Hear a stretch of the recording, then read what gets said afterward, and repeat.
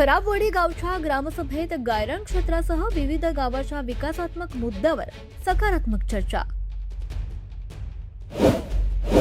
खेड तालुक्यातील खराबवाडी गावातील गायरान क्षेत्र तसंच इतर गावाच्या विकासात्मक मुद्द्यावर अतिशय खेळीमेळीच्या वातावरणात चर्चा संपन्न झाली।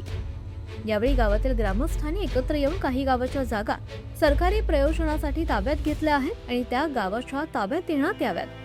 तसंच काही स्थानिक नागरिकांचे गावातील रहिवासी जागांच्या संदर्भात काही अडचणी होत्या, त्या संदर्भातील ठराव देखील ग्रामपंचायत दप्तरी करून ते ठराव शासन स्तरावर पाठवण्याचा एकमुखाने निर्णय घेण्यात आला।